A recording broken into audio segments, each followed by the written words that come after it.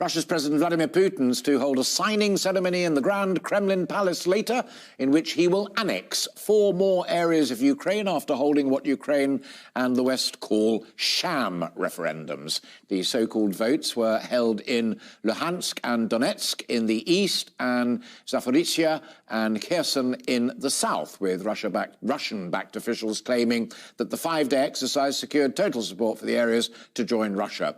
Putin is set to make that major speech in the Kremlin, and a stage has already been set up in Moscow's Red Square with the signs. There you are. If you're watching us on telly rather than listening on radio, there it is. It looks like a 1960s pop concert more than a political event, but there we are. There it is in Moscow's Red Square with the signs already proclaiming the 4 regions. Let's talk now to Alan Mendoza, who is the executive director of the Henry Jackson Society, a leading think tank that fights for the principles and alliances to keep societies free. So you can't win a war, you just have a fake referenda, nick these 4 territories and then sign the deeds. Simple as that. Well, yes, I think you've just summed it up perfectly, Alistair. It's basically a case of I wanted the whole country. I couldn't get that because my forces were beaten back into their own incompetence and to the brave defence of Ukrainians and Western support. So now I'll settle for whatever I can grab. And in this case, he's grabbed whatever he currently occupies, tried to lay claim for a bit more, and is hoping to sort of draw the line there.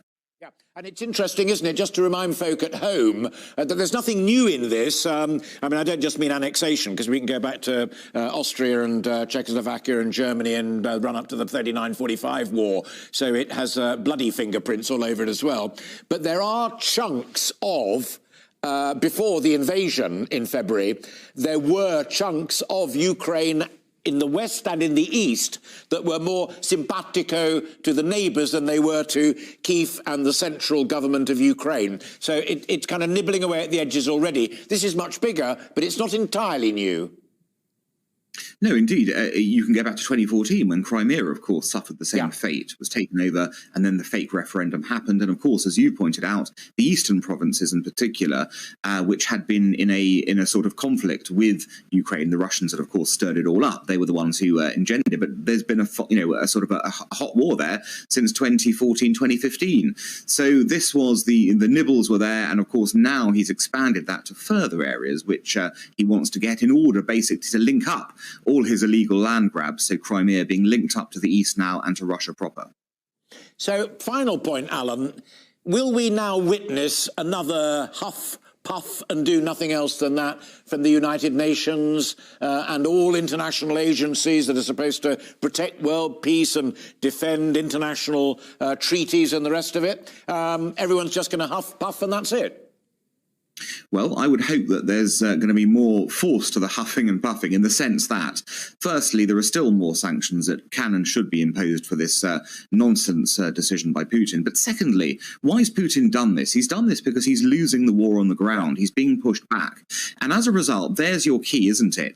We've got the capabilities to keep on supplying the material to the Ukrainian front lines that's going to keep on punching holes in his lines. And if you want an effective riposte from the West and from the rest of the world for that matter, it's surely got to be in that line. We have to supply Ukraine to win its war against Putin's aggression.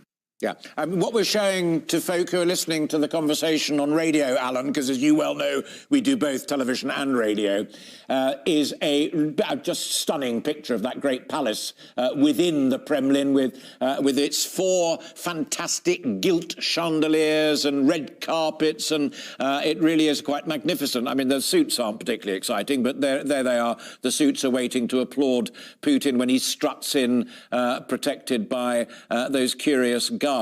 This is not a country that looks short of a bob or two. They seem to be able to shrug off most of the sanctions that are taking place.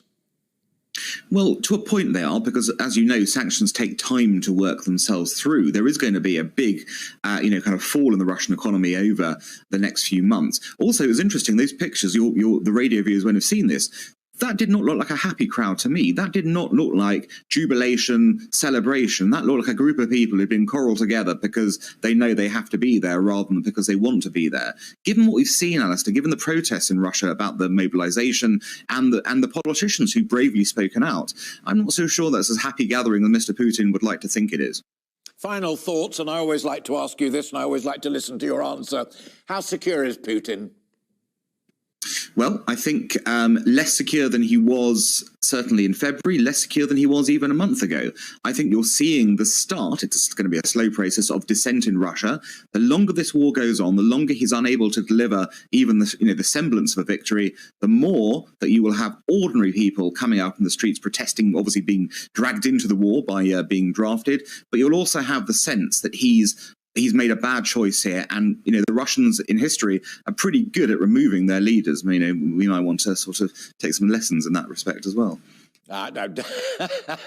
Now, you have no license for such throwaway lines there at the end, but of course you do. It's a free country, and this is a station dedicated to free speech. I'm joking, but it is interesting nonetheless to see how they do it. Alan Mendoza, genuinely a pleasure to talk to you. Thank you very much indeed. Dr. Alan Mendoza there, the Executive Director of the Henry Jackson Society.